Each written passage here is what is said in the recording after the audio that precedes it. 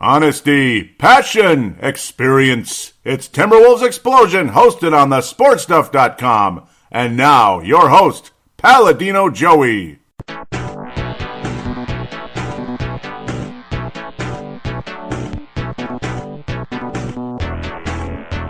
Hello again, Timberwolves fans. Are you ready for the explosion of Timberwolves basketball? I am your host, Paladino Joey, or Joey Awaj, and Timberwolves Explosion is available on iTunes, Google Podcasts, Stitcher, and Double Twist. Great to be back again with you today. Thank you for joining me. And, well, I'm on a regular scheduled Friday, if you can believe it, because it just kind of turned out that way, because it's snowing out, so I'm not really going to be doing any lawn cleanups at the moment, so maybe next Saturday, if it's dry enough. I don't know. Didn't quite get the 14 inches we got last year, but we got about 4, and it's still kind of lingering and snowing right now. Beautiful, thick snowflakes coming down on April 12th, 2019. Pretty cool. But, well, last time it was snowing late. Well, hopefully last time it snowed in May when Flip Saunders was hired. I remember it was actually snowing a bit when Flip Saunders was hired back as president of basketball operations. Is the Minnesota Timberwolves. Interesting information, back and forth, conflicting reports with Adrian Wojnarowski, of course, the Woj bomb, and locally, Johnny K, John Krasinski, who was once upon a time known as AP Krasinski, now is known as Johnny Athletic. Of course, he writes for The Athletic. Woj is ESPN. We all know who Woj is. He's the king of basketball recording nationally. And then locally, the king of basketball reporting would be Johnny K, Johnny Krasinski, who I've tweeted with back and forth a couple of times. He is a pretty cool guy. But, well, Woj was basically saying the Minnesota Timberwolves have pretty much made their decision. They're going to keep Ryan Saunders and GM Scott Layden. Oh my God! Which is quite surprising. Scott Layden staying. Huh. And then very quickly after that, Johnny K said, no, basically. They're going to stay on right now, but the new president of basketball operations, who is yet to be named, of course, is going to make the decision on their future. And, well, that's where things go at the moment. The Timberwolves then officially did announce that they are looking for a new president of basketball operations, which is the right thing to do, and then make the official decision. My personal belief is Ryan Saunders will be the head coach of the Minnesota Timberwolves, and that GM Scott Layden is a possibility to stay on in a assistant GM or whatever type of role. He'll be a left-hand man, not a right-hand man, possibly to the new president of basketball operations. The names have been out there all over the place. We'll get to that in a little bit, but just wanted to mention the major current state of the Timberwolves, of course. That's the front page news regarding the Minnesota Timberwolves right now, is the back and forth with Scott Layden and Ryan Saunders, Woj and Johnny Krasinski locally. Johnny Athletic, of course. Gotta love the Athletic. John Krasinski and Michael Russo are enough to make me want to subscribe to that publication, of course.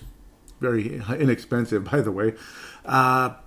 So, where do we go from here? The Minnesota Timberwolves lose all 3 of their final games. I'm going to just kind of briefly brush over them with a broad stroke. They lost all 3. They lost to the Oklahoma City Thunder, so finally the Thunder beat the Timberwolves. They actually played pretty well. Kind of a back and forth, 132-126 game. The Toronto game was the final home game in Target Center, fan appreciation night, and I'm sure the Timberwolves do appreciate their fans in a game like that. They lost by 20. Not the best game ever at all, but Toronto basically finalizing the number 2 spot in the Eastern Conference, and then Denver finalizing the number 2 spot in the Western Conference the night after that. April 9th, April 10th, April 7th, respectively, in terms of OKC being the 7th, Toronto 9th, and Denver the 10th. Aren't you happy?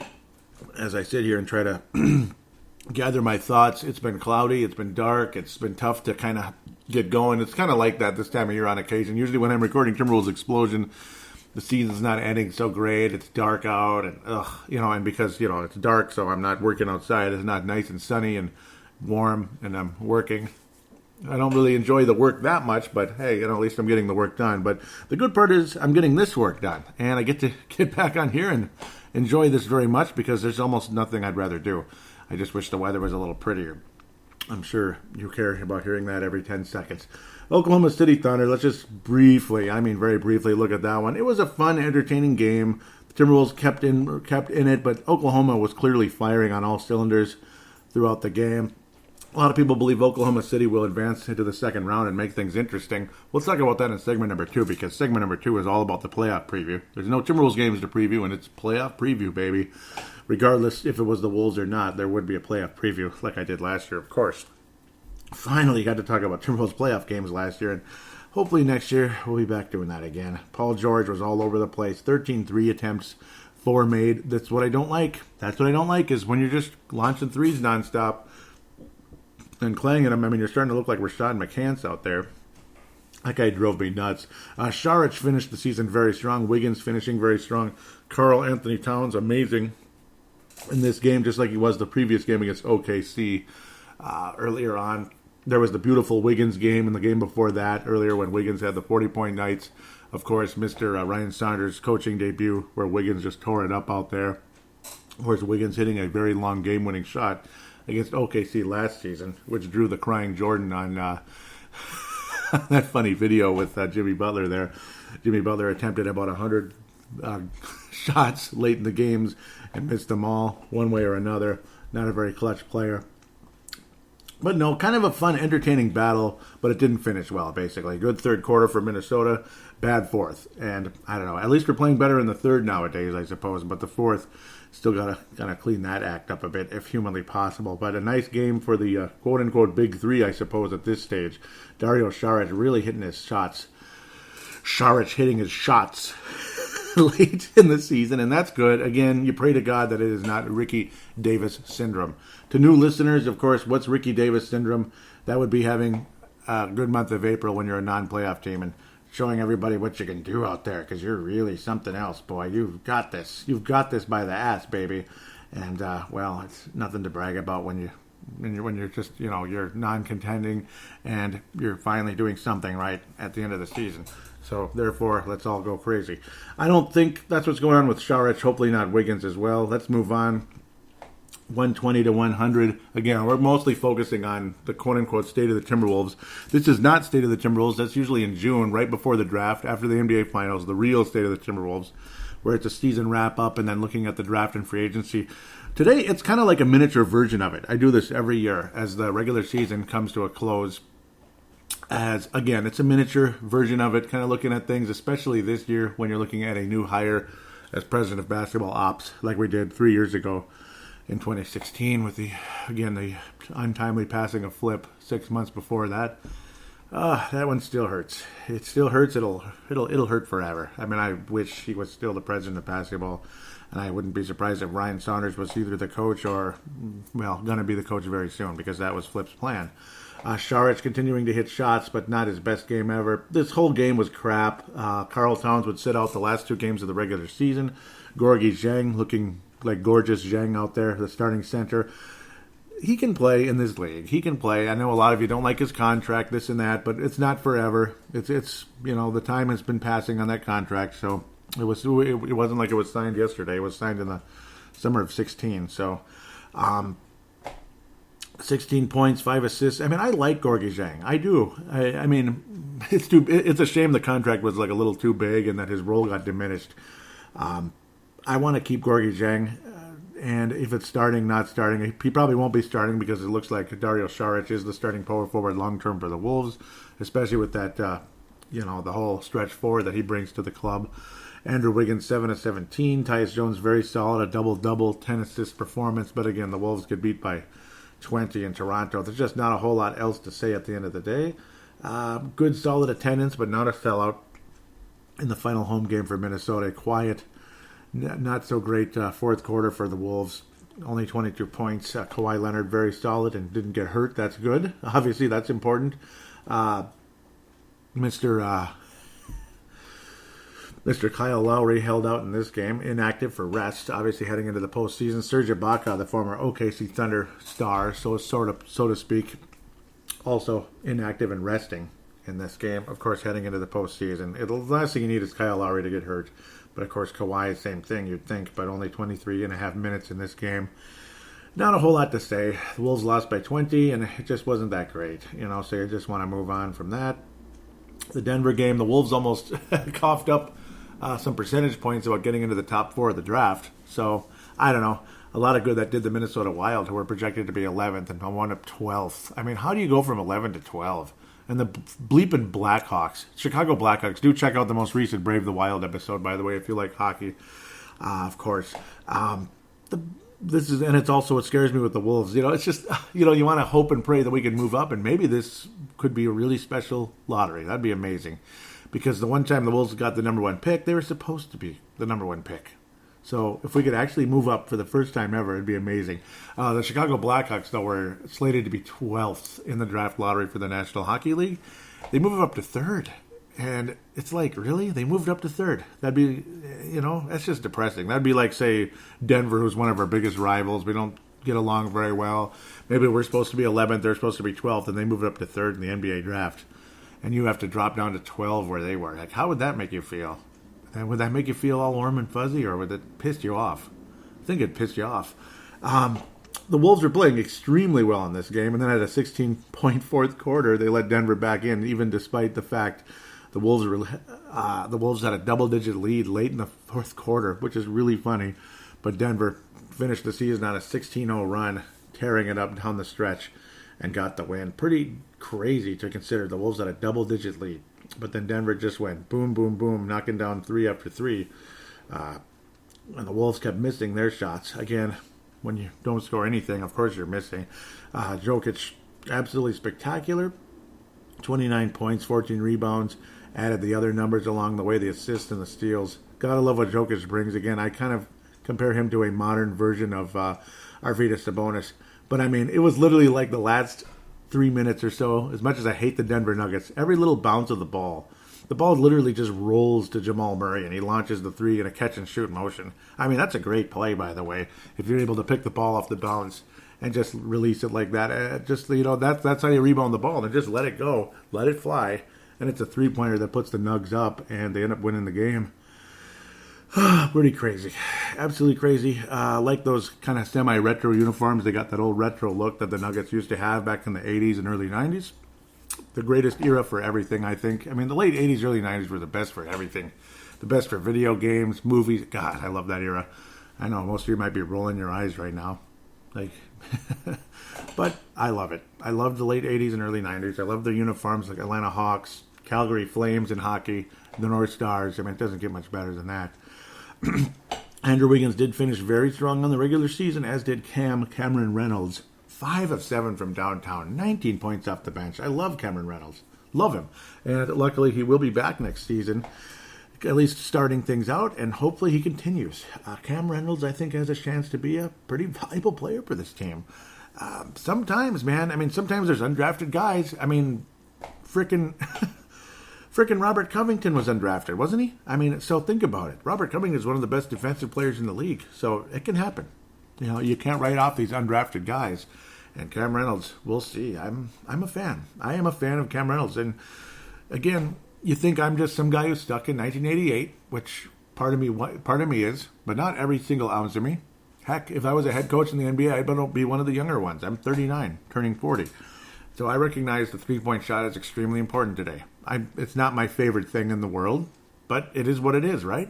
It's the way of the league right now. Move the ball around, catch and shoot three. Move it around, catch and shoot three. Cut to the basket, kick it out, obviously stretch the floor, and you never know. If you're able to hit threes, you're also able to get some space close to the basket as well, which is what the Warriors are extremely good at. As much as I hate their guts, they're extremely good at. Josh Okogie finished the season with 0 points in his last game. That leaves a little sour taste in my mouth. Gorgie, though, with another double-double. Gotta like that. Ran into foul trouble. So that was an issue a little bit. But still, nice solid game for the most part. A bit sloppy with the 5 turnovers, but still. I like what Gorgie brings, and even he can shoot a couple threes now and then. So that'll keep his value up, and he can maybe hang on into the NBA for a while. Mitch Creek didn't even get a minute. So all my Australian friends out there, Vince Germano, oh boy, Wayne Hunt, Stu Benson, Kalen Woods, Nicholas Simon. I mean, gosh, no minutes for Mitch Creek in this one. That's disgusting.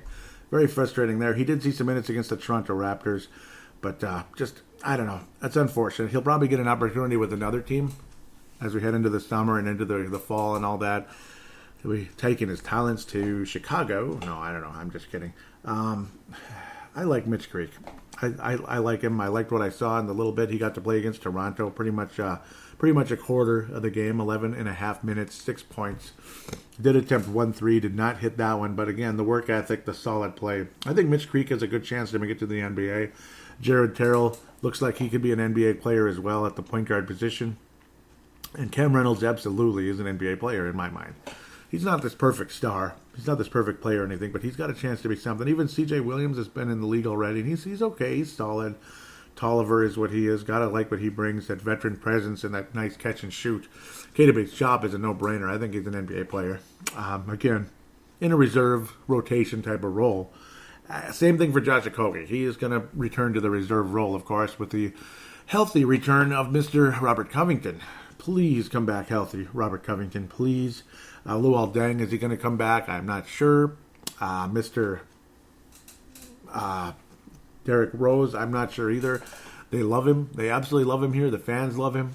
His jersey was as high selling as it gets. I mean, you got Karl Anthony Towns is a no-brainer, of course, with the jersey sales.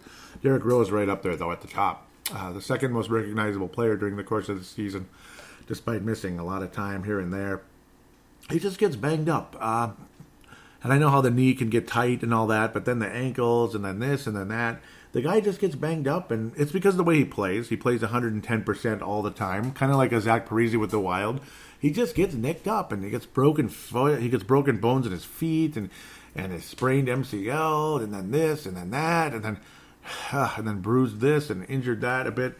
That's just how Zach Parise is at the back, and that's kind of like Derrick Rose in a sense for the Timberwolves. He's kind of like the Zach Parise for the Timberwolves, like a guy who's been, he's been through a whirlwind in his career with the getting banged up here and there. Of course, remember, Parise missed so much time with that back injury and eventually back surgery, this and that. And Derrick Rose missed 2 years with the ACL. Not sure why that prolonged as long as it did, because it wasn't like a Teddy Bridgewater type of thing. I'm sure it hurt like freaking hell and all that, but it was more of like a hyperextended type of situation on his shot. It was kind of weird how it happened when Derrick Rose tore his ACL years ago with the Bulls. But I don't know, just for some reason, he has snake bit with the injuries off and on now. Muscle soreness, this and that. So if you're going to sign Derrick Rose, you got to realize he's going to miss time. He's not going to play in a whole lot of back-to-backs. That's just who he is. As good as he is, he's going to miss time. So I don't know. Still got the skill, still got the talent to be something, to get 20 points off the bench, maybe even start, this and that. But you're not going to commit $10 million to Derrick Rose, and if that's what he's seeking, well, good luck, I guess. I mean, it's just how it goes. You may wind up with the Los Angeles Lakers, possibly. Nice climate there, I'm sure. And I think the Lakers could use a little spark plug, I think, right now, and some veteran leadership. That wouldn't be a bad place, I don't think, for the Los Angeles Lakers. But then again, LeBron's kind of getting that way all of a sudden. A guy who was the Iron Man of the league pretty much for so long, and now he's getting to be oft injured and such. It's kind of sad to see. But as Vince Germano has said many times on the Courtside podcast, Father Time is undefeated. And he also said that on the Showtime and T-Wolf show about Kobe Bryant and all that with the Achilles and all that. Such a shame to see that happen. So we'll see what happens with Derrick Rose's future in Minnesota. They love him here. Obviously, again, like I've said more than once, the jerseys and all that. So it depends what he's seeking. Not only the money, but the minutes. It's M&M there. Money and minutes, I think, with Derrick Rose. I think the minutes need to be limited, I think, honestly. It's a weird situation at point guard for Minnesota. The most stable guy is Tyus Jones, without a doubt. He's the most stable, solid player, Tyus Jones. Jeff Teague, I've been a fan of his game, but I certainly don't look at him as this perfect point guard and this all-star guy that's going to really lead you to the promised land. But, he ain't Terrell Brandon either. He's not this softy who's going to drive you absolutely insane and have everybody question his effort every night like we do with poor Andrew Wiggins. So, but this year, my God, he went from, again, another guy went from Iron Man to can't stay healthy for his life this year. It was the weirdest thing ever. Jeff Teague was an 82-game guy for a while there with previous teams like Atlanta and Indiana. There were times he missed games, but then he got to be pretty Iron Man-like. And last year was kind of strange. So, weird situation at point guard. Where do the Wolves go in the draft? This and that. Hard to say. Very hard to say. You have your potential power forward of the future. You have, obviously, Karl Anthony Towns. I wouldn't mind getting a big, strong guy who can plug the middle, because I think that frees up Karl to play more of that stretch game that he loves. And it seemed like, again, the short time that Nikola Pekovic was here with Karl Anthony Towns, you saw some incredibly good games because Pekovic was just down there kind of plugging the hole, plugging the middle, and then Karl was just everywhere. And not only was he blocking, I mean, he was hitting threes, he was blocking shots way more, and he was getting more rebounds, more blocked shots, which is quite interesting when you consider that, when he was able to move to power forward with Pekovic plugging the middle. So that wouldn't be the dumbest idea of all time if the Wolves ended up getting a good solid bulky center that could play a good amount of minutes with Karl out there. Maybe when Saric is sitting, Karl becomes the quote unquote backup power forward in different type of rotations. And I think Ryan Saunders is innovative enough to do that. I mean, if I was the head coach of the Wolves, I'd be looking that direction, man. You get a big bulky guy.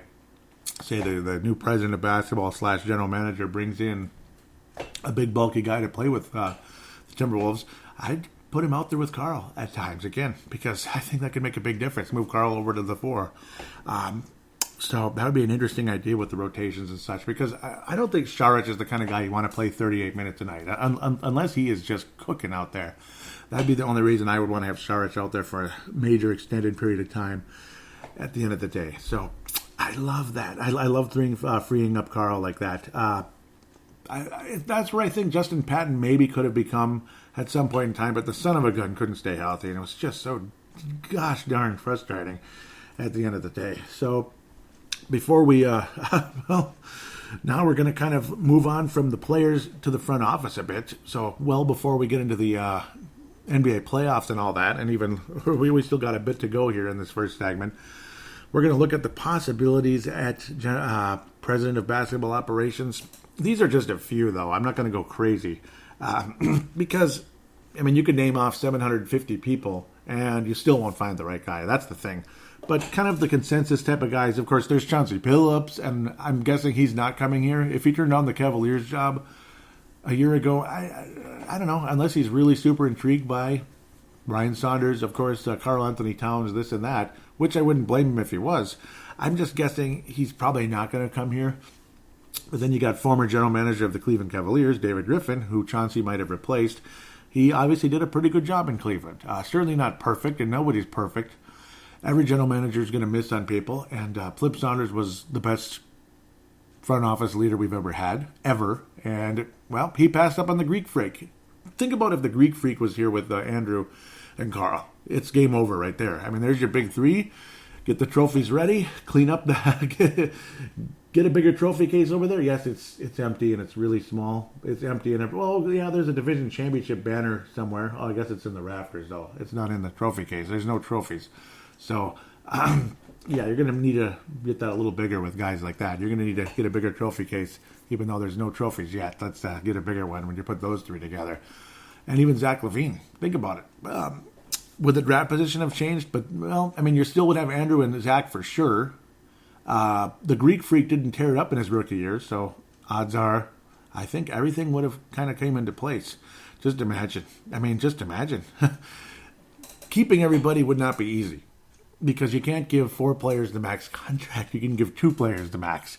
You can still play the 2 other guys very well, but, I mean, you got to give Karl and the Greek Freak the max. Obviously, you wouldn't get the same numbers out of everybody either, so there's that to factor in, but still... Or you use them as trade assets to get other positions of need, this and that. Maybe you need a better point guard, Ricky Rubio. Then you trade Andrew Wiggins away for somebody else. Yeah, I know. Mike Zarin was brought up on the local radio here, Score North, this and that. Mike Zarin, Celtics assistant general manager. He's been with the organization for 14 years. Came in as an unpaid intern, and he's been the assistant general manager to... Danny Ainge over there in Boston. He's a guy that I think is well thought of. He's only 43 years of age as well. He could be a possibility. I think he would leave Boston to be the head guy, and I think Danny Ainge would nudge him on, like, go for it, buddy. That type of thing. Tom Thibodeau did want to bring him in as the general manager, but he didn't want to work under Tom Thibodeau. So, I can imagine why he wouldn't want to work under Tom Thibodeau, because it'd be like you're just kind of along for the ride, and I'm Tom Thibodeau, and I rule this place. Sam Hinkie, Mr. Trust the Process, as we're trying to trust the process here. You got Sharich, you got Covington. We are trying to trust the process here in Minnesota. We're trying our best. Sam Hinkie is the guy there, and he might be a possible name out there. Michael Winger is another name, assistant general manager of the Los Angeles Clippers.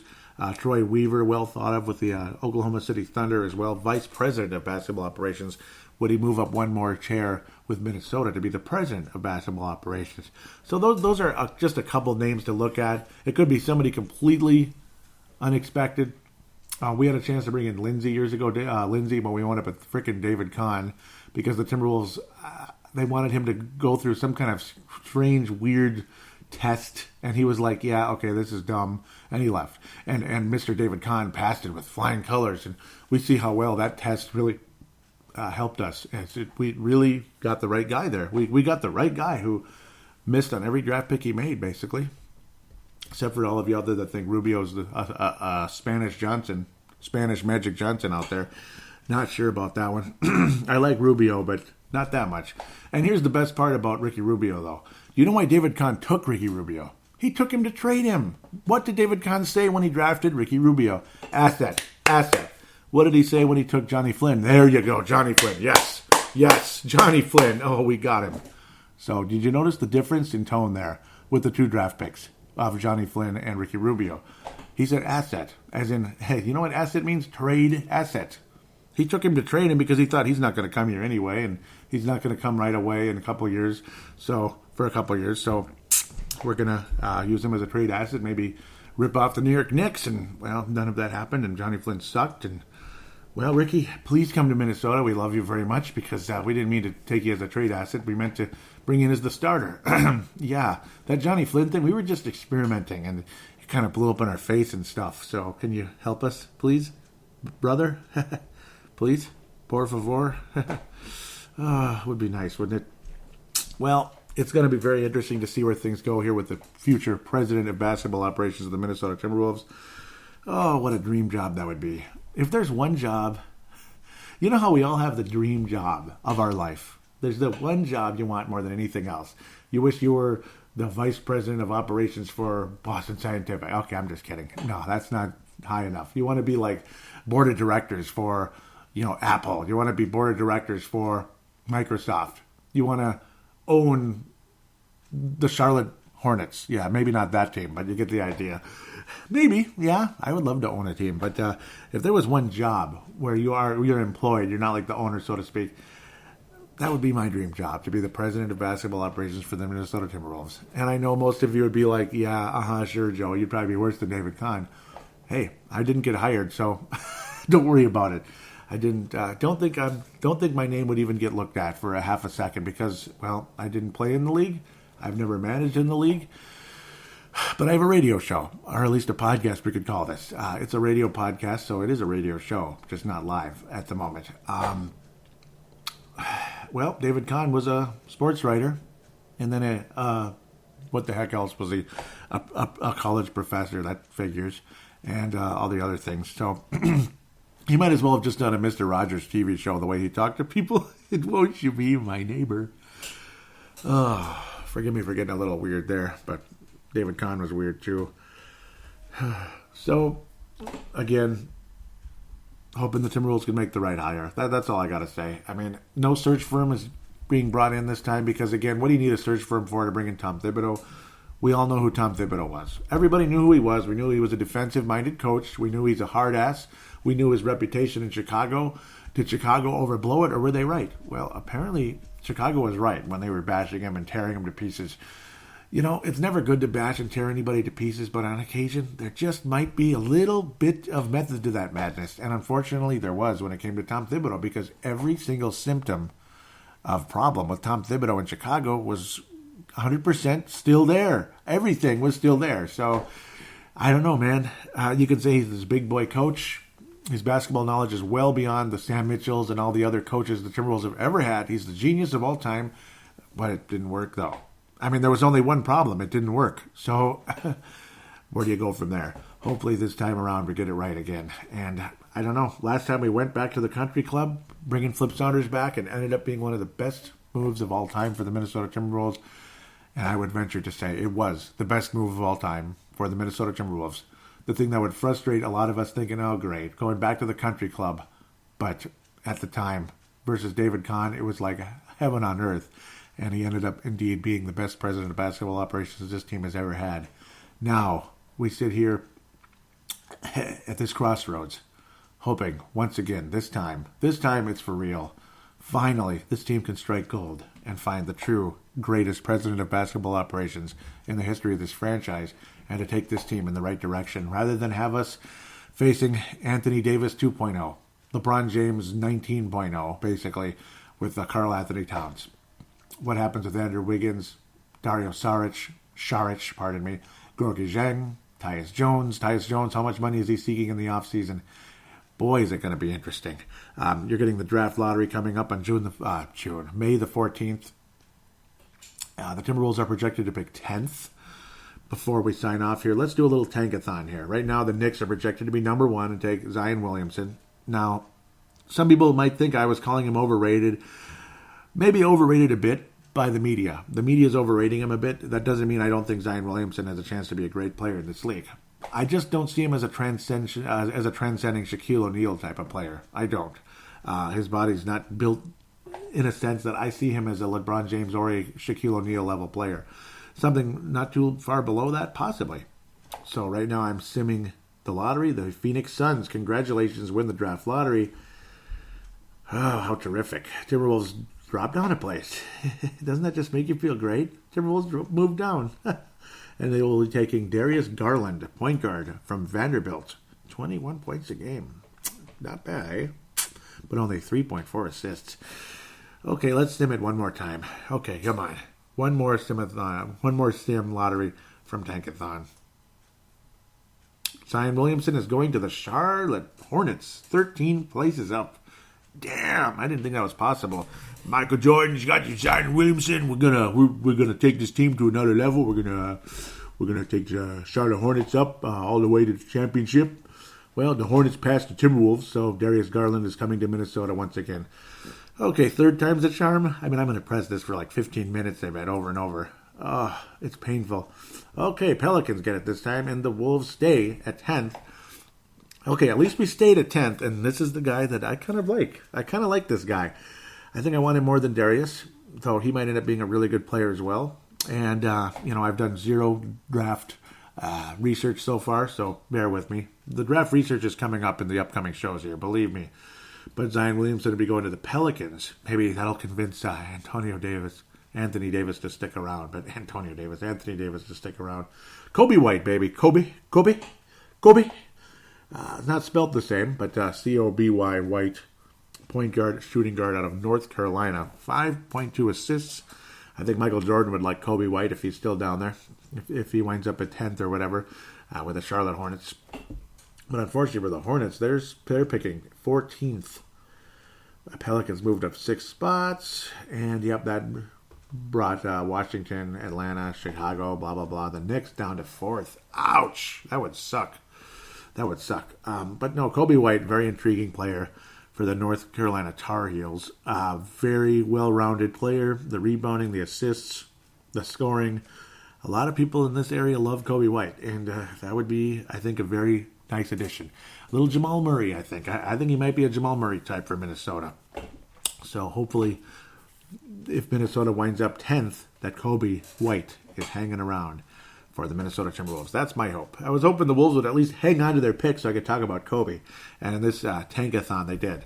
I'll be pressing this thing all day. I could press it 15 times in a row, but we'll have to wait and see. I don't know if the Wolves will ever get number 1, but that would be the craziest day ever if that were to take place. So, with that said, Johnny Flynn Memorial, Alpha Wolf for the last few games here. The Alpha Wolves, I guess, I'm going to give it to Andrew Wiggins. Solid finish to the regular season. I liked what he brought. Very solid, strong game out there. Honorable mention has got to go to both Saric and Gorgie Zhang, the two power forwards for the club, power forward and center in Gorgie's place. He actually started center the last couple of games. Got to love what Gorgie brought for this team. But again, you just hope it isn't April syndrome out there. It's going to be fun. It's going to be fun to see how those guys turn out into next season because they're going to be here, most likely. Barring some kind of trade coming up. But Wiggins will bring in the Alpha Wolf Award for the final week of the season. Mr. April, at least at this moment. Johnny Flynn Memorial, I don't know. Just bad defense, I guess, down the stretch. Bad defense all the time. Hopefully things can change a bit. Good defense in the Denver game, though, I'd have to say. But generally speaking, not so good defense against the Hornets. And bad defense in the final few minutes against the Denver Nuggets, giving up that run. But at least we got to keep our 10th spot, I guess. With that said, we'll take a quick break and preview the postseason right after this. Well, whoever they bring in for president of basketball operations, they better get it right.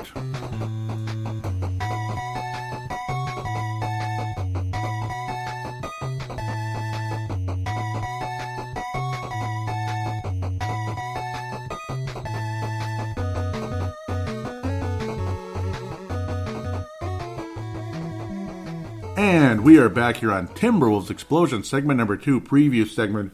This time it's the playoffs. Are you ready to talk NBA playoffs, ladies and gentlemen? Playoffs? You kidding me? Playoffs? I just hope we can win a game. I know. Well, that's us, and, well, there's still playoffs. We're just not in it, so I know it sucks. Let's go to the Eastern Conference, which I no longer call the Eastern Conference. In fact, I never really did. I've always kind of liked it. Let's start with the number 1 seed over there, the Milwaukee Bucks, playing the Detroit Pistons in the first round. Gotta love the Milwaukee Bucks. Gotta love what they've accomplished this season. Home court advantage throughout the playoffs. They've had good seasons before where they got to the East Finals, Sam Cassell era, Gary Payton, Ray Allen, all that. Obviously, by the time Payton had gotten there, though, Ray Allen was gone. There was the Cassell, Ray Allen era. That's the one that took them to the conference final there in the East, where they ended up not getting the job done, unfortunately for them. I believe they ran into the Nets one of those years, if I remember correctly, because this is a while ago. Pretty damn good team, though, and this is, of course, before the Cassell trade to the Minnesota Timberwolves, which ended up sending Joe Smith and Anthony Peeler to Milwaukee. Wow, what a trade that was. Oh, Spreewell for Terrell Brandon's retirement contract, so to speak, his expiring deal. That wasn't as good of a trade. It really wasn't. In fact, it wasn't even close. I mean, yeah. I don't know. I remember kind of cringing a little bit. As much as Spreewell's an interesting name and he was a great player in his day, by the time we were getting him, he'd already kind of built up his reputation. Let's just leave it at that. And he wasn't getting any younger either. Well, the number 2 seeded Toronto Raptors versus the Orlando Magic. Now, of course, let's get to the Bucks versus Pistons. I think the Bucks sweep the Detroit Pistons at the end of the day. I don't think the Pistons are going to win anything. I like Dwayne Casey. I like some of the players on those Pistons. Maybe they win one, maybe, but I'm kind of leaning towards a sweep. Milwaukee had pretty good success against the Detroit Pistons in the season. They were 4-0 and all that, so I kind of think the Milwaukee Bucks end up finishing the job against the Detroit Pistons at the end of the day. The Toronto Raptors versus the Orlando Magic. Whew, that's an interesting matchup in a sense, yet at the same time, I mean, I can't believe Orlando's back in the playoffs again. It's kind of crazy, but they are, and yeah, it's almost like who do they have, right? I mean, they have some good, solid players, but not that many. I mean, they're okay. Toronto, I think, is a much better team. I think there's no reason to believe the Toronto Raptors shouldn't win it in 5, maybe 6, maybe 4-0. Oftentimes you get some junk in the first round, and I think Orlando and Detroit are kind of closer to the junk range, even though I would say Detroit's actually a better team than Orlando. I'm very surprised Orlando was able to squeak all the way up to 7th in the Eastern Conference. Things get extremely interesting when you move to number 3 with the Sixers and the Nets. Tough matchup for the Sixers. They're obviously the superior team and everything. You've got 4 players that are all-star caliber, of course. I mean, Joel Embiid, if he can stay healthy. The Sixers are not only as much as I hate the trolling and I hate the freaking cockiness of some of those guys, let's leave the Northern California team out of it for now. God. But I hate some of the cockiness of the players on the Sixers. They're a title contender. If Joel Embiid can stay healthy, they are a legitimate title contender, and I mean that. I truly do. They could win the Eastern Conference. They could beat the Bucks. They could, if they can stay bleeping healthy, because we know how Butler can get freak injuries. Gee, I can't imagine where I came up with that idea. Simmons, obviously, is a hell of a player and interesting guy and all that.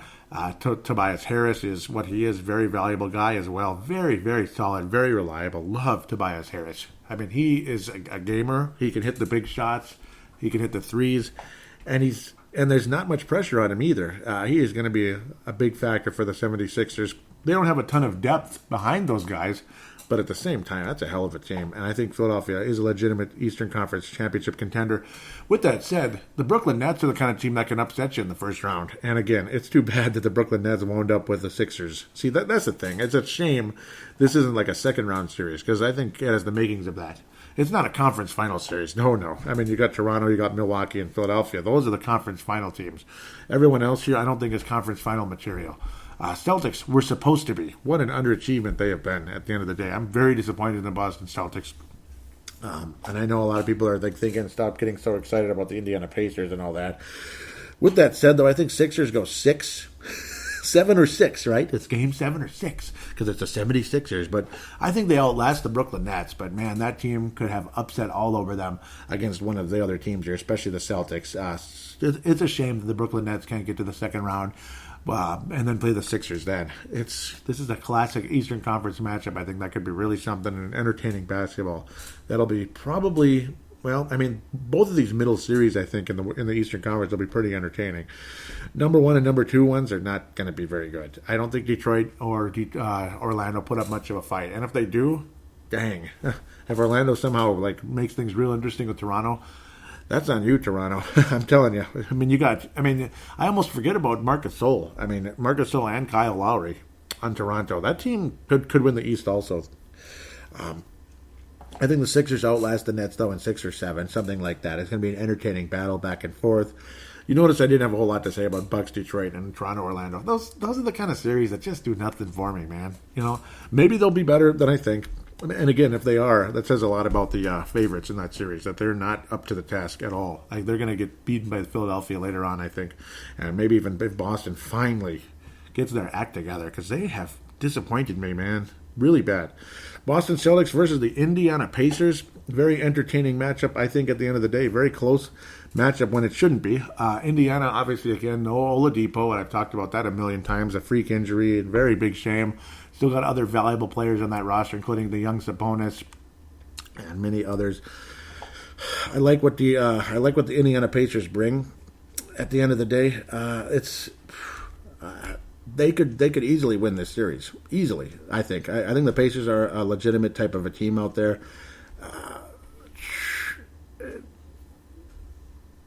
You got guys like Bogdanovich and such. Wesley Matthews has been a nice addition since the trade. Heck, you even have Tyreek Evans. Darren Collison, that's one of the names, again, that coming back to Indiana after he disappointed years ago. Coming from they were the New Orleans Hornets at the time, if I remember correctly. Yes, Thaddeus Young has really made a name for himself as well with Indiana. Plays very well. Miles Turner, nice, awesome shot-blocking center. I think they could beat the Celtics. I think they can. Again, Domantas Sabonis, obviously a big factor. He's a 53% three-point shooter, but he hardly ever shoots the ball. They hardly ever have him shooting the threes, so I'm kind of confused by that decision-making. Corey Joseph quietly played 82 games for this club, coming off the bench, a backup point guard, this and that, solid player. This team could beat the Celtics. I think they can. The Celtics are what they are. They're star-studded, but again, obviously had the freak injury to Gordon Hayward, and he's not been the same guy since then yet. Kyrie Irving is an absolute star when he wants to be, but and then of course when he's healthy, he can hit 40% from downtown. Very valuable guy. Jason Tatum obviously is kind of a do-everything youngster. Tons of talent. Al Horford's the all-veteran type of guy. All-solid veteran, kind of double-double type of guy. But often he doesn't get the rebounds like certain players, that's for sure. Rozier was a hero last year, taking this team to the East Finals, but they completely just went belly up against the Cavs last year. It was shocking how badly they played against Cleveland. I don't know. I think I don't know. I mean, there's just no excuse. The Celtics need to win this series. You don't want to pick the home team in every series, the favorite. You don't. I think Indiana has the possibility of beating them. And the funny part is Indiana finished only one game behind the Celtics without Oladipo for a very extended period of time here. And still without Oladipo. It's amazing how that team didn't really fall off at all. It's quite surprising. It shows that they're very strong. Where the Celtics, it's kind of the opposite. And I love the Celtics. I want this team to win the Eastern Conference. You can tell I'm a fan of the Celtics, right? I've been a Celtics fan since the late 90s. I like all the Boston teams, the Celtics, the Patriots, the Bruins, and of course the Red Sox, who have 4 World Series now. Whew. And the Patriots, wow, only 6 Super Bowls since then. That's all. I don't know, man. I don't know. It's a weird team. They should win this series. They have a deeper team. We thought they had a good coach. A lot of us didn't like Nate McMillan, but he's done a hell of a job, man. I mean, Nate McMillan, hats off to Nate McMillan after he disappointed in Portland years ago. Started off very nicely with the Sonics, which ended up becoming whatever, right? The Sonics, which is his former club, moved to Portland, moved a little bit south there to Portland, Oregon, and things did not work out with that move, unfortunately. You can tell this is kind of a back and forth. This is a 7-game series for me. To watch somebody sweep the other one, just come out and storm the court and kick the crap out of the other team. It's a weird matchup. I don't know, man. It's a weird matchup. I'm not sure where to even go with this one. At the end of the day, I don't understand. But I'm going to go with the. I think I'm going to go with the Pacers. They've been stronger. I mean, just the way they've hung on. And I know some of you might be like, really? You can tell I've been leaning with Indiana here. I'm going to go with the Pacers winning this series in 6 or 7. It's going to be very close, tight matchup. I think the Pacers, they're stronger mentally than the Celtics team. Both of them almost got to 50 wins on the season. I think the Pacers are the one team in the Eastern Conference that moves on, despite being the underdog, the road team, this and that. I mean, they're only the 5th seed, so it's not that difficult to imagine. Pacers move on to play the Milwaukee Bucks. Sixers move on to play Toronto. Wow, what a matchup that's going to be. We'll continue here. The Bucks will beat the Pacers in 5 or 6, I think, though. I think their playoff run's going to come to a quick end. Milwaukee moves quickly on to the Eastern Conference Final. It'll be a good matchup. There'll be some really good games in there. Maybe it will go to 7, which would be frustrating for the Bucks, but I don't think Indiana's going to survive. I think Milwaukee's a better team. I think they're stronger. Sixers versus Toronto. Whoo, that's going to be epic. That's going to be a good matchup. The additions by both teams around the trade deadline make both of them legitimate championship contender type teams. Like they could make some noise in the NBA Finals, much less the Eastern Conference Finals or the second round, this and that. It's going to be a 7-game series. It's going to be extremely good. Again, Embiid, if he stays healthy, nothing crazy happens. Boy, the Sixers have a legitimate shot at this. Toronto, obviously, very good team. How do you not like the Toronto Raptors with what they've put together? Again, both of them, it's a matter of staying healthy, this and that. Marcus Gasol gets banged up at times. Kyle Lowry's a little older now, unfortunately. Kawhi Leonard is, he's been an NBA champion. He's been a star. He's been fantastic. He's been an MVP candidate. Serge Ibaka, the guy who's kind of disappeared at times, but when he's good, he's still got it a bit. Oh, they got a good team. Toronto has a really nice team. Danny Green can hit threes in his sleep. So you got a couple of former Spurs on this club, of course. That's how the trade went. Guys that have a ring. They don't have rings, they have a ring, but a well-earned ring, and they almost got one against Miami before that. Kyle Lowry, again, he missed time this year, but he's still one of the best point guards in the league. I don't think the Sixers are going to beat Toronto, even though I see them as this title contender. I don't think so. I mean, Toronto is just a little better, man. It's going to be Toronto in 7, so which is kind of lame. You're going to get the 1 and the 2, but welcome to the NBA, though. This isn't college basketball. This isn't college basketball where you get 13s upsetting 2s, you know what I mean, or whatever, in the second round. Maybe the 13 goes all the way to the Sweet 16, something like that. You don't have Dayton, Ohio going to the Elite 8 here. It's just not going to happen. And I don't see the Sixers as Dayton, Ohio. They're something a little better here. They're like a Gonzaga almost. So they're legit. But I think Toronto is, that's a good team. I would say the Sixers are kind of like Kentucky because it's young blue chip guys. for the most part. And then you have Toronto, which is more like a freaking... Maybe they're more like a Gonzaga, kind of a hardworking team, this and that. But established players, though, that know what they're doing. And I think Toronto wins in 7, where they will tip off, not face off, against the Milwaukee Bucks. And that's going to be a really good series, man. I mean, that is going to be a series for the ages. Oh, it's Eastern Conference basketball. Oh, it's boring. Oh, it's going to be defensive-minded. But you got the Greek Freak, and the Greek Freak is going to be amazing. I mean, there's no doubt about it how great the Bucks potentially could be this year. It'd be pretty cool to see the Milwaukee Bucks get to the NBA Finals for the first time since Lou Alcindor was their center. Who's this Lou Alcindor guy? I forgot. Who's this skinny guy with goggles? He looks kind of weird out there. Oh, but yeah, and he went down to the freaking Lakers, that traitor. And then they drafted Magic Johnson because they traded up for the first-round pick. Oh, that guy. Look, Kareem Abdul-Jabbar. Yep. Well, they won a championship way back in the day with the Bucks. Toronto, an amazing offense, amazing rebounding. Toronto. I just called them the Toronto. The Milwaukee Bucks. The Greek Freak, I think, he's second or third for MVP. It's probably going to be freaking Harden again. Oh, goody. Probably. It ain't LeBron, that's for sure. Very well put together team. Brook Lopez is really coming in nicely with his role with the Bucks this year. Eric Bledsoe has been phenomenal since joining the Milwaukee Bucks. Chris Middleton obviously is a gamer as well. But Giannis is the guy that really he's the straw that stirs the drink. He's a stud. He's a star. You love what he brings. And I think Giannis is going to get his legitimate shot at the NBA Finals. And he's the kind of guy that deserves to be on ABC basketball in terms of the NBA Finals. He deserves to be on primetime television in June. I think the Bucks win the Eastern Conference this year. I think they win the Eastern Conference. I think they're the best team. I think they have the best player in the Eastern Conference, as good as Kawhi Leonard was this year. Another epic, awesome battle between these two teams, 6 or 7 games, which I think does not help things for the Bucks if they go long against Indiana. I don't think things help. I don't think the Sixers series helps Toronto against Milwaukee.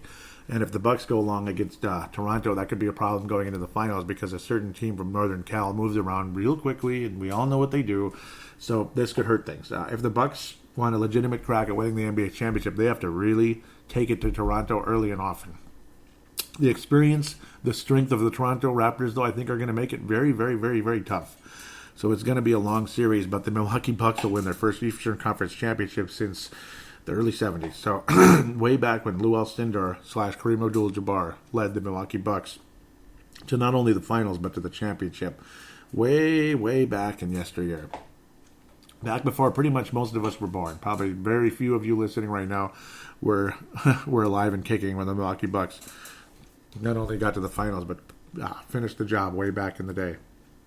We're talking 1971. I mean, Shaquille O'Neal wasn't even born yet. So, yeah, the next Kareem Abdul-Jabbar, you could say, for the Los Angeles Lakers, as Chick Hearn would call them. Los Angeles Lakers. Milwaukee Bucks win the Eastern Conference this year. They win the Eastern Conference. You're going to see Giannis. Let's just call him the Greek Freak. I can't ever get it right. It's too hard. Giannis / Greek Freak is going to get it. Is going to get to the NBA Finals this year, and it's going to be fun to watch. I'm going to be cheering for him, boy. I'm going to be cheering for him. They're not the Green Bay Packers here. For some of you out there that are like, oh, how could you cheer for Wisconsin? They're not the Badgers and not the Packers. Those are the two teams from Wisconsin that I can't stand. Milwaukee Bucks, Milwaukee Brewers, go get them, baby. Go get them. And it's not just because I'm cheering for them. It's because I think they deserve it. I think they deserve to go to the NBA Finals this year. I think they've earned it. I think they're the best team. The good news is they would have home court advantage in the finals. That's what I would like over the Warriors. I would love that. It'd make me smile. 60 wins for the Bucks this year. 58 for Toronto, though. That is no team to sneeze at. Remember the Wolves years ago. 58 wins, number 1 in the Western Conference, which if freaking Sam Cassell stays healthy, the Timberwolves get to the finals and beat the Pistons because the Wolves played the Pistons very well that season. I think the Wolves would have beaten the Pistons in a 6 or 7 game series, and Minnesota would have won a championship. There'd be a Garnett statue outside Target Center. Boy, would things have been different. I mean, he still might have gotten traded later on, maybe, but they would have been a completely different vibe. I mean, freaking Hakeem Olajuwon went to Toronto for a while, so things happen. Patrick Ewing, not that he won a championship with the Knicks, but yeah, he left too. So that's how things go. Let's move on to the Western Conference Finals. Some of you call it the Western. I just call it the Western. I'm sick of the Western Conference. Especially certain teams that are at the top of the West. The Golden State Bleeping Warriors versus the Los Angeles Clippers, who are, they've overachieved. They did a good job making the postseason. Kind of a fun team there. Fun-loving club. But unfortunately, I don't think, I hope they make some noise, 5 or 6 games against the Warriors. They won 48 games this year, so heck, they have as many wins as the Indiana Pacers. So, sheesh, in the Eastern Conference, they'd be competing for some home court in the first round. Obviously, Tobias long gone. Danilo Gallinari can hit threes, but hopefully he can stay healthy. Of course, Lou Williams, again, doesn't even start, but he's extremely valuable. Your best player comes off the bench. Avery Bradley's off injured.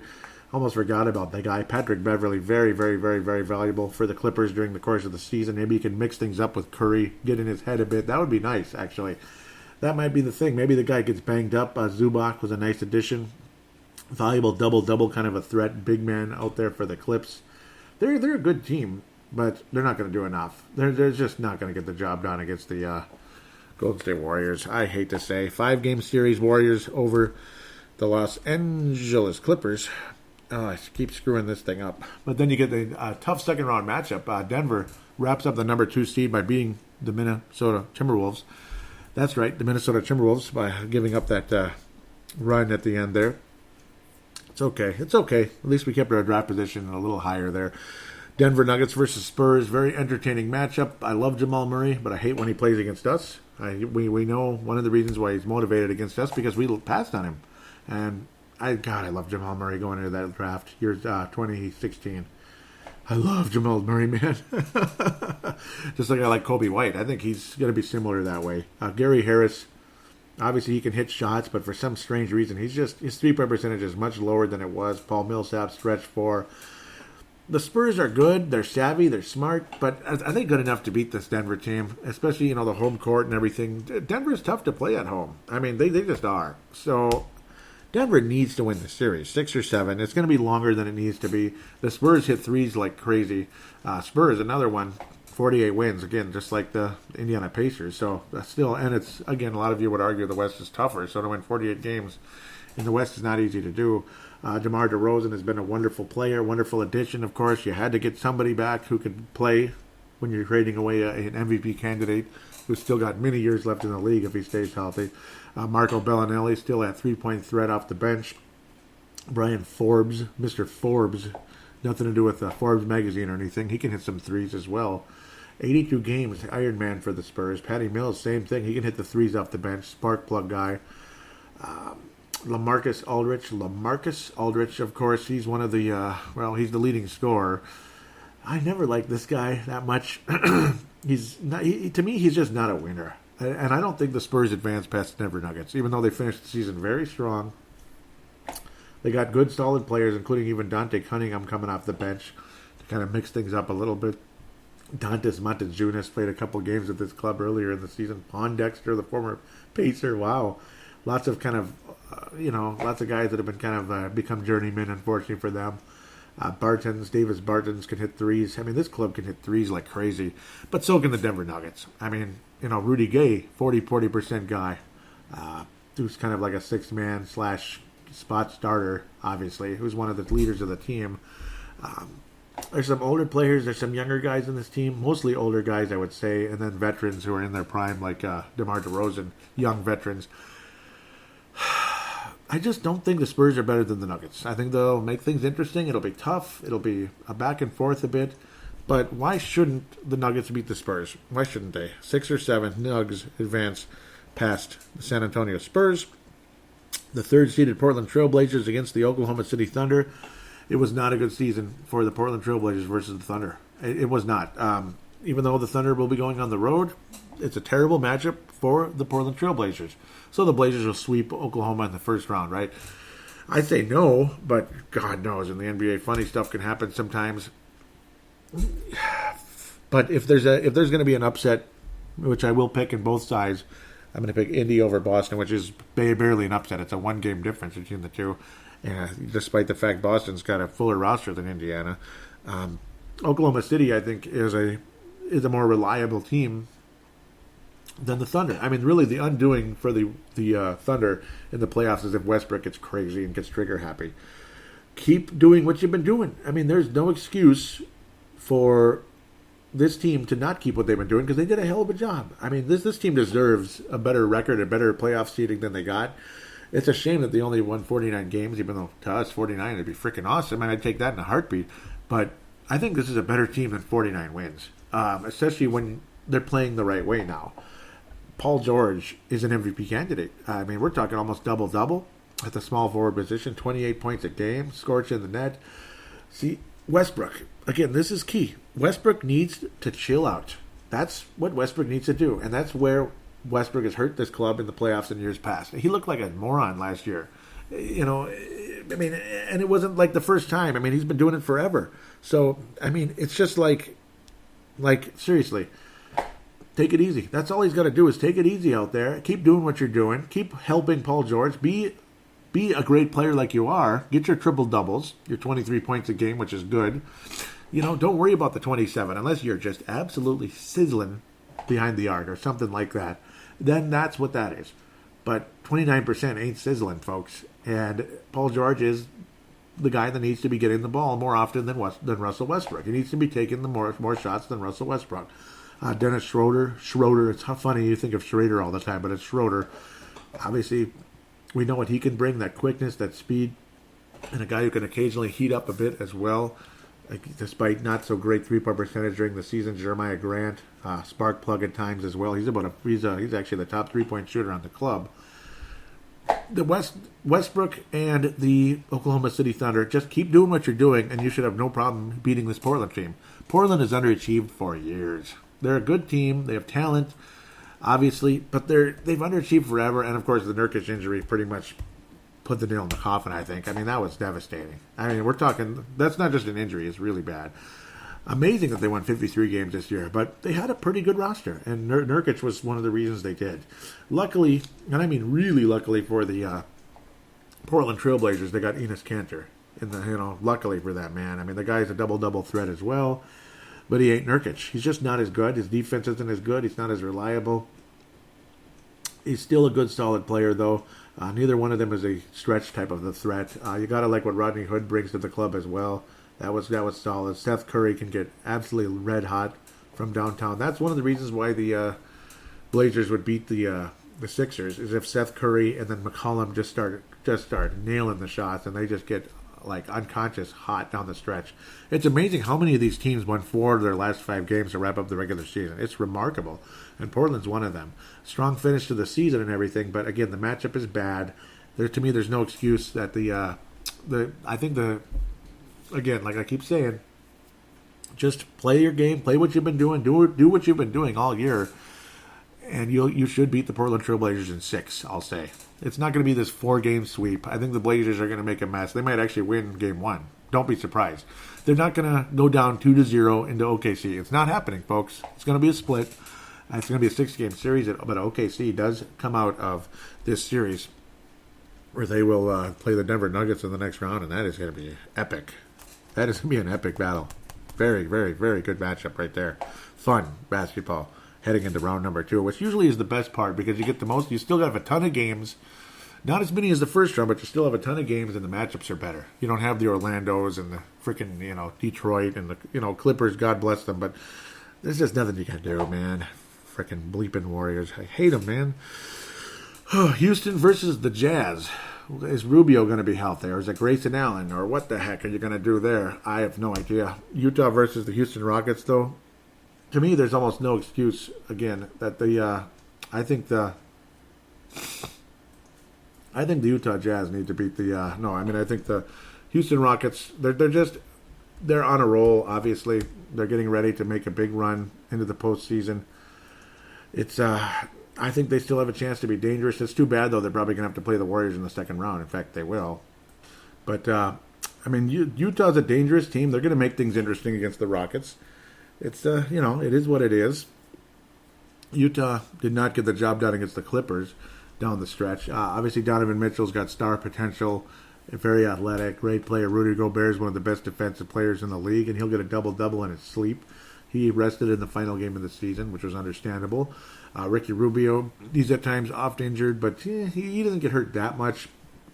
Minutes limited this year. Field goal percentage still stinks, 40%, 31% from downtown.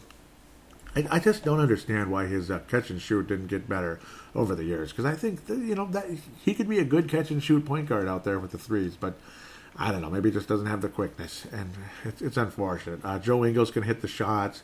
Crowder obviously can be dangerous at times. He can get hot. Kyle Korver, obviously we know what he can do out there. Dante Exum, he's just, I don't know. He's never really achieved what a lot of people thought he could. Grayson Allen, maybe he can mix things up, make things interesting here and there. But I like the Jazz. I don't love the Jazz. Houston is just a better team to me at the end of the day. And I think Houston's as dangerous a team as there is in the Eastern Conference. And they're probably the most likely team to beat the Golden State Warriors. I hope they do. I don't like the Rockets that much. It's not like I'm in love with James Harden. I love Clint Capella. There's no doubt about that. Chris Paul is what he is. Again, stay healthy, Chris Paul. For once, Chris Paul, please, stay healthy for once. It's not going to happen, though. It's just not going to happen. It's not going to happen. He played only 58 games this year. Remember, it took him forever, like an old car to really get going, like an old, really nice car. And he finally did get going. Kenneth Faried was a nice addition, though, during the season. Guy who had just been forgotten pretty much over the last couple of years. He's always a double threat when he's Kenneth Faried. He's a good player. Green can get hot at times. Something called Daniel House Jr. can hit threes on occasion when he's around. PJ Tucker's that ever capable veteran who plays a lot of minutes. He doesn't score a lot, but he's not going to get the ball a whole lot in this offense. It's just not going to happen. Clint Capella. He didn't have the numbers with the shot blocking, but I swear that guy can block shots in his sleep when he wants to. And ever double threat, 13 rebound type of guy, 16.5 points. God, I love Clint Capella. Oh, and if he can stay healthy, obviously there you go. Houston Rockets should be able to take down the Utah Jazz in 5 or 6 games. I think they're going to I think they're going to beat the Jazz in 5 games. Honestly, I think Houston's going to be all systems are go here. And, of course, home court advantage doesn't hurt. Houston Rockets, there's just no reason why they shouldn't be able to take out the Utah Jazz. We're going to move forward here. Utah Jazz do not end up winning the series. Golden State Warriors versus the Houston Rockets. Oh, boy. I wish so much, but it is what it is. You're going to get the Thunder versus the Nuggets. Warriors versus Rockets. Probably the winner of this series wins the Western Conference. I don't think Denver or Oklahoma City is going to win the West, but I guess that would be kind of cool if they did. But the winner of this series wins the West, probably, which is annoying because I don't want the Warriors to win the West again. I wish they would just go away, but it's not happening. It's not happening. Maybe in the offseason, things will finally happen and the Warriors will break up. Rockets make things very interesting, and I mean very interesting. I think it goes to 7. I think hopefully the Rockets really beat up on this Warriors team. But home court advantage for the Warriors, and they are what they are, and this and that. It does go 7 for me. 7, maybe 6. Who knows, though? Maybe everything goes completely downhill, and the Warriors just torch the Rockets. It could happen. But I think it's going to be 6 or 7. Warriors go to the West Finals again. Nuggets versus Oklahoma City is going to be a beautiful matchup. I just think Denver's got a little bit too much firepower. I think there's just a little too much there. As good as Oklahoma City is, it's tough, man. It's tough to say. It's going to be a good series. The truth of the matter is the Nuggets beat the Thunder in all 3 games they played this year. So it is what it is. I think the Nuggets are the better team. They took advantage of the Thunder in every game, including recently by 10 over the Thunder. Most recently on March 29th, they beat them by 9. So they were fairly close-fought battles. But I think Denver's going to win it in 5 or 6. Even though you're going to get some really good basketball, you might get some overtime games. But the Nuggets will outlast they will outlast the Oklahoma City Thunder. Nice, fun matchup and all that. Again, as things go on with the rainy days and Mondays, I'll be updating the playoffs as we get to the second round and all that stuff because you know how it goes. Because there's going to be different teams probably. I'm going to be if I hit on every one of these, it'll be pretty remarkable. But I'll probably hit on most of them because it's not that unlikely that the Bucks are going to win the East. It's not that unlikely that Toronto's going to tip off with them in the East Final. Not that unlikely.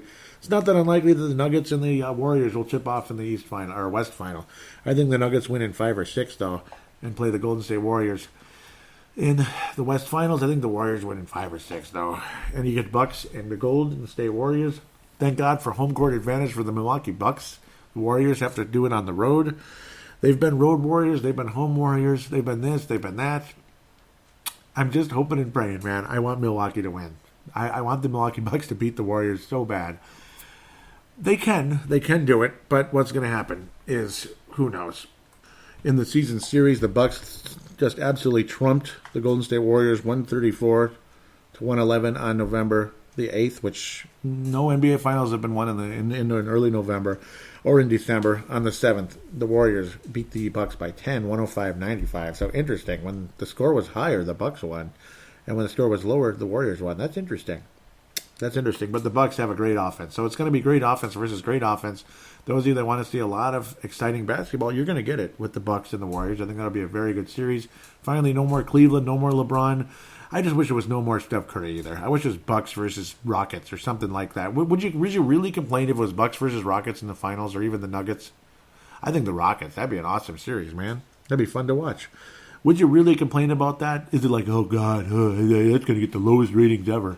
No, it wouldn't. Giannis is, legitimate, man. He's got all that strength, all that ability, all that skill. Do you really think it'd be a low-rated series, or do you think it'd actually probably go up? Because I think I'm not the only person out there who isn't tired of the Warriors, man. I'm not the only person out there who's tired of them. But more than likely, the Warriors would win the series. But I want to sit here and believe that the Bucks can do it in like 7 games. If we can go to a 7th game, if the Bucks can survive, win 3 games, protect home court, this and that, and force a 7th game, maybe the Bucks can get it done. And I'm going to sit here in all good faith and predict that the Bucks beat the Warriors in 7 and finally end this bull crap, and the Warriors will break up in the offseason. At least Mr. Kevin Durant will move on to the Wizards or some crap. Some crap, literally crap there when you think about it. We'll see what happens, though. Maybe he goes back to Oklahoma. Nope, not going to happen. Not after, it's just not. But I'm going to sit here and hope and pray the Bucks beat the Warriors by 7 at the end of the day. With that, we'll take a quick break and look at fan interaction with this much longer show than maybe thought at the beginning.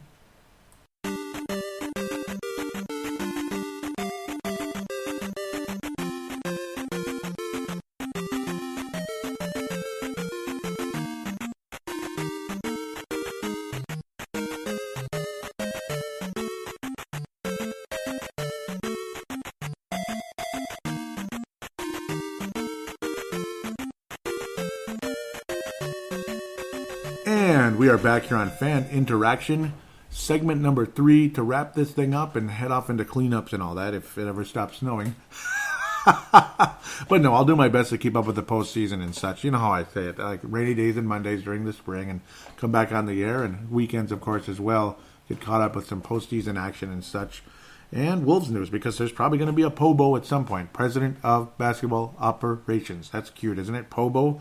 So it's going to be more Twitter-based this time around than Facebook. Facebook a bit quiet, unfortunately, this week.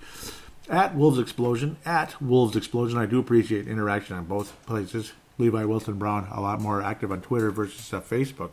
Where Tanae, it's kind of both here and there. Tanae and Levi, both out of New Zealand. Want to thank Levi and Tanae again out of New Zealand for retweeting the most recent show, Dissecting the Future Part 2. As those 2 shows, they're doing pretty well. Thank you guys for telling your friends and listening to the show and all that. And welcoming any new listeners out there. Of course, Vince Germano also retweeting the show. Big shout out to the Courtside Podcast. Highly recommended to all of you out there on Podbean and iTunes. And of course, Google Podcasts mirrors everything on iTunes. Great application for Android users out there. We appreciate it very much. And I mean very much. Again, thank you guys. Great show, though. Highly recommended. Wayne Hunt is the alpha dog of that show, the creator and producer of the Courtside Podcast out of Sydney, Australia. Memphis Grizzlies fan. They fired their coach again, which is weird.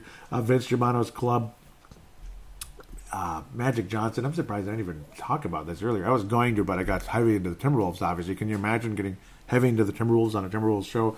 Magic Johnson steps down in a weird kind of unprofessional manner. He didn't even tell Jeannie Buss first. He's just like, yeah, I'm out of here. I'd rather be an ambassador for the Lakers in the end basketball than the president. I don't like doing the dirty work, like saying, you traded. You know, come on, man. I don't know. Maybe things just didn't work out. It seems like these big name players, big name players, coaches, they move up to president of basketball, end up not working out so good. Michael it's not been good for Michael, and he's still there in Charlotte, and he was there in Washington, and it just doesn't work out, does it? I don't know. And LeBron hasn't worked out so far in Los Angeles, and I don't think too many people disagree with that. Strange move by Magic Johnson. Retweet if you want a new AVGN episode. Yeah, of course. Mike Matei from Angry Video Game Nerd and all that, and Cinemassacre. I'm sure some of you have heard of that before. Let's check this out. Okay. Good job, Levi. Good job. This is good stuff. Thank you. So, of course, this was a playoff preview show, and Levi, not disappointing here. At Wolves Explosion, he says, Levi again out of New Zealand. He's going to definitely get the gold star for this episode. He says, first round playoff predictions. Golden State Warriors 4, Clippers 1. Golden State Warriors far too good. Might have one bad game to give the Clippers 1. Houston Rockets over the Jazz. Yep, but I agree with the 5-gamer there. Houston in 6, so 4-2 over Utah. Could easily see this being closer or even a Jazz upset. Main issue for Jazz is not sure who's best to defend Harden. And I just think Houston's just too good at this point. OKC over the Portland Trailblazers in 6. I highly agree with that. OKC have matched up well with Portland this year. Hopefully that continues. It will. I think it will. Again, it depends on Westbrook. If he gets stupid and starts launching 19 3-pointers and missing all of them in the fourth quarter, they're screwed. So, again, keep doing what you're doing, OKC. That's what really got me going and why the second segment was so long, because that's a big deal. Bucks in 5 over Detroit, 4-1. He says Detroit might steal 1, but don't think Griffin or Drummond will have enough outside them. Nope. I agree. One we disagree with here. Boston in 6. Boston 4-2 over the Pacers. He says both teams dealing with injuries, but Boston still should have enough. I agree with that. I agree that Boston should still have enough, but they've underachieved where Indiana, to me, has overachieved. That's where I think the Pacers have the strength to win the series. But, again, nobody's going to agree on every single series. That's crazy. We can't be yes men for each other, that's for sure. He doesn't have to agree with me on that one. No, I don't know. To me, it's just I think Boston's stronger, and that's why Indy's stronger.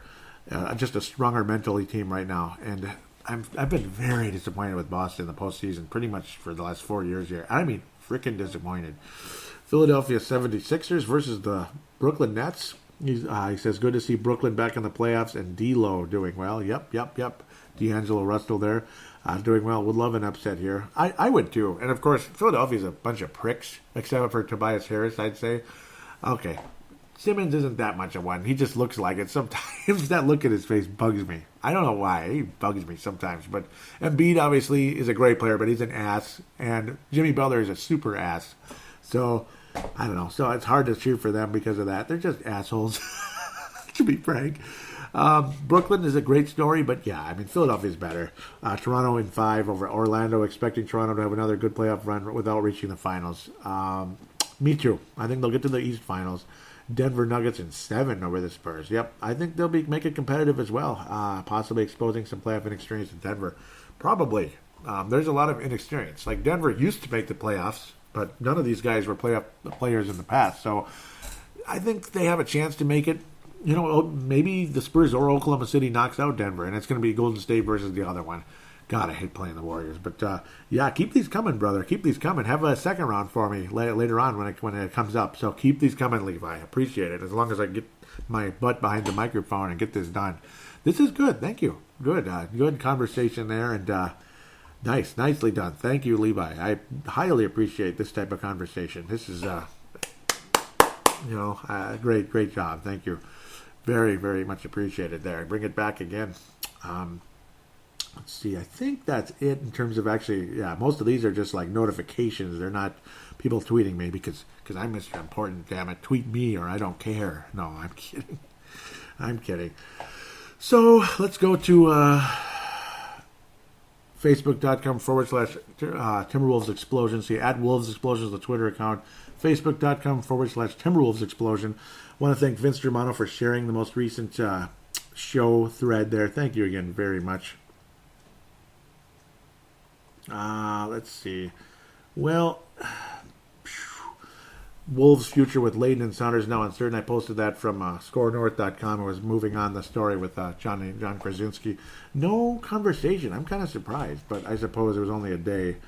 Jamie Tintor loves it. That he's not sold on Ryan Saunders yet. That's the thing, and obviously most of us not too sold on Scott Layton either. So yeah, it is good to have the president of basketball operations make up his mind of who he wants to be the next coach of the Timberwolves, and of course how that goes. With that said, gonna wish all of you a wonderful spring here. Hopefully it warms up and the snow melts. I think it will. And we can get to work, some of us that have to work outside as well for our second jobs or our main jobs. Going to give out the contact details. 209-736-7877. 209-736-7877 is the phone line. Do treat it as a voicemail because it is. It is a 3-minute limit on it, so again, be aware of that. Give your statement, shout out, comment, question, and opine. Greatly appreciated there. There's the Call Now button on the Facebook page. Click on that. It'll take you the same way through Facebook Messenger, so it's free as long as you're connected to the internet somehow, some way. The interweb, as some people like to say for fun. But that's how you get on there. Again, the same 3-minute limit. The best route, which Tanay has used in the past and others, Vince Germano, I believe, used it once. Yes, at least once regarding Jimmy Butler. Conversation last fall, late last summer. Do it again, Vince Germano. Anybody out there? Tanay's takes. God, I love that. God, I love it. So good. So good. How you do that is you just use the voice recording application on your smartphone or Audacity with your computer, PC, desktop, whatever the heck you use, microphone, Audacity, or whatever audio software you use. Record it, save it, email it to paladinolive@yahoo.com, paladinolive@yahoo.com, and if necessary, I will then convert it into an MP3 file. Generally, if it's from a phone, it usually is an M4A, so I convert that into an MP3, so I can go into the editing software here, which is Audacity, and there you go. Thanks to Zamzar.com and Converto.com, I am more than happy to give them a free plug because they provide a free service to me, which helps my show, and if your file's a little bit bigger, there you go. If your file's just a little bit bigger, then there's a small charge, or maybe there's a monthly charge, depending if you use it all the time for a business or something, moving big files and having to convert them and all that into something else. With that said, please do write a positive rating on iTunes or Google Podcast or Stitcher if you could. It's greatly appreciated.